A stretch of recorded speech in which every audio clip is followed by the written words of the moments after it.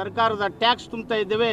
ನಮ್ಮ ಸಮುದಾಯದ ಬಡ ಕುಟುಂಬಗಳಿಗೆ ಹಿಂದುಳಿದ ವರ್ಗದಲ್ಲಿ ಒಂದು ಸೇರಿಸಬೇಕು ಅಂತ ವಿನಂತಿ ಮಾಡಿಕೊಂಡಾಗ ನಮಗೆ ಮಾನ್ಯ BS ಯಡಿಯೂರಪ್ಪನವರು, ಮಾನ್ಯ ಮುರುಗೇಶ್ ನಿರಾಣಿ ಅವರು, CM ಉದಾಸಿ ಅವರು ಸೇರಿಕೊಂಡು ಒಂದು ಕಮಿಟಿಯನ್ನು ಮಾಡಿ ಅದರಲ್ಲಿ 2009ರಲ್ಲಿ ಪಂಚಮಸಾಲಿ ಬರ್ಕೊಳ್ಳೋಕ್ಕೆ ಅವಕಾಶ ಕೊಟ್ಟರು. ಅವತ್ತಿನಿಂದ ನಮಗೆ 2A ಆಗಿರ್ಬೋದು, 3D ಆಗಿರ್ಬೋದು, ಇವುಗಳನ್ನು ಕೇಳಲಿಕ್ಕೆ ನಮಗೆ ಹಕ್ಕು ಬಂದಿದೆ. ಹಾಗೆಯೇ ಕೇಂದ್ರ ಸರ್ಕಾರದಲ್ಲಿ OBC ಕೇಳಲಿಕ್ಕೆ ಏನಪ್ಪ ಅಂದರೆ ಹಕ್ಕು ಬಂದಿದೆ. ನಮ್ಮ ಕರ್ನಾಟಕ ರಾಜ್ಯ ವೀರಶೈವ ಲಿಂಗಾಯತ ಸಂಘ ಆಗಿರ್ಬೋದು, ಹರಿಹರ ಜಗದ್ಗುರು ಪೀಠ ಆಗಿರ್ಬೋದು, ನಿಯಮಬದ್ಧವಾಗಿ ಕಾನೂನುಬದ್ಧವಾಗಿ ಯಾವುದೇ ಸಮಾಜದ ಜನರನ್ನು ಬಲಿಪಶು ಮಾಡದೆ, ಲಾಠಿ ಹೇಟಿಗೆ ಗುರಿ ಮಾಡದೆ, ಕಾನೂನುಬದ್ಧವಾಗಿ ನಾವು ಈ ಒಂದು ಸರ್ಕಾರದ ಅವಕಾಶಗಳನ್ನು ಪಡೆದುಕೊಳ್ಳೋಕ್ಕೆ 94ನೇ ಇಸ್ವಿಲಿಂದ ನಾವು ತಯಾರು ಮಾಡಿದ್ದೇವೆ. ಅದರ ಜೊತೆಗೆ 871 ಪೇಜು ನಮ್ಮ ವಕೀಲರಾದ BS ಪಾಟೀಲ್ರು ಯಾಕೆ ಪಂಚಮಸಾಲಿ ಸಮುದಾಯಕ್ಕೆ 2A ಕೊಡಬೇಕು ಅನ್ನೋದನ್ನು ಕೂಡ ಇತಿಹಾಸವನ್ನು ಕಲೆ ಹಾಕಿದ್ದೇವೆ. ಸರ್ಕಾರಕ್ಕೆ ಮತ್ತು ಹಿಂದುಳಿದ ಆಯೋಗಕ್ಕೆ ಕೊಟ್ಟಿದ್ದೇವೆ.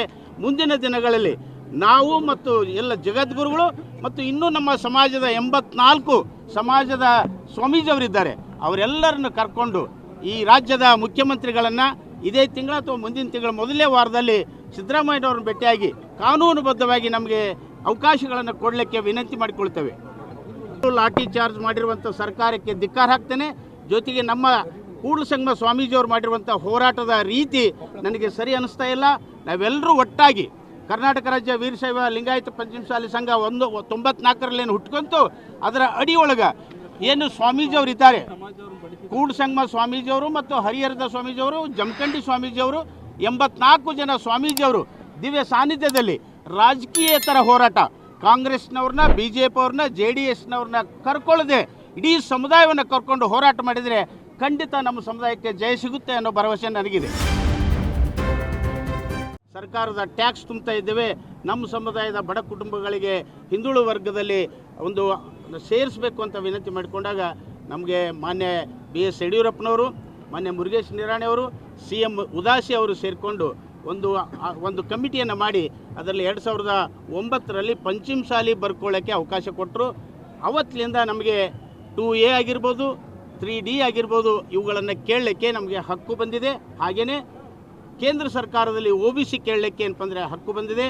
ನಮ್ಮ ಕರ್ನಾಟಕ ರಾಜ್ಯ ವೀರಶೈವ ಲಿಂಗಾಯತ ಸಂಘ ಆಗಿರ್ಬೋದು, ಹರಿಹರ ಜಗದ್ಗುರು ಪೀಠ ಆಗಿರ್ಬೋದು, ನಿಯಮಬದ್ಧವಾಗಿ ಕಾನೂನುಬದ್ಧವಾಗಿ ಯಾವುದೇ ಸಮಾಜದ ಜನರನ್ನು ಬಲಿಪಶು ಮಾಡದೆ, ಲಾಠಿ ಹೇಟಿಗೆ ಗುರಿ ಮಾಡದೆ, ಕಾನೂನುಬದ್ಧವಾಗಿ ನಾವು ಈ ಒಂದು ಸರ್ಕಾರದ ಅವಕಾಶಗಳನ್ನು ಪಡೆದುಕೊಳ್ಳೋಕ್ಕೆ 94ನೇ ಇಸ್ವಿಲಿಂದ ನಾವು ತಯಾರು ಮಾಡಿದ್ದೇವೆ. ಅದರ ಜೊತೆಗೆ 871 ಪೇಜು ನಮ್ಮ ವಕೀಲರಾದ BS ಪಾಟೀಲ್ರು ಯಾಕೆ ಪಂಚಮಸಾಲಿ ಸಮುದಾಯಕ್ಕೆ 2A ಕೊಡಬೇಕು ಅನ್ನೋದನ್ನು ಕೂಡ ಇತಿಹಾಸವನ್ನು ಕಲೆ ಹಾಕಿದ್ದೇವೆ. ಸರ್ಕಾರಕ್ಕೆ ಮತ್ತು ಹಿಂದುಳಿದ ಆಯೋಗಕ್ಕೆ ಕೊಟ್ಟಿದ್ದೇವೆ.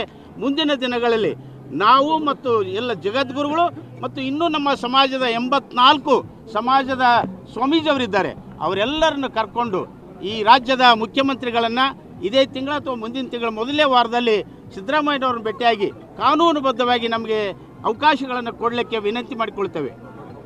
ಲಾಠಿ ಚಾರ್ಜ್ ಮಾಡಿರುವಂಥ ಸರ್ಕಾರಕ್ಕೆ ಧಿಕ್ಕಾರ ಹಾಕ್ತೇನೆ. ಜೊತೆಗೆ ನಮ್ಮ ಕೂಡಲ ಸಂಗಮ ಸ್ವಾಮೀಜಿಯವರು ಮಾಡಿರುವಂಥ ಹೋರಾಟದ ರೀತಿ ನನಗೆ ಸರಿ ಅನ್ನಿಸ್ತಾ ಇಲ್ಲ.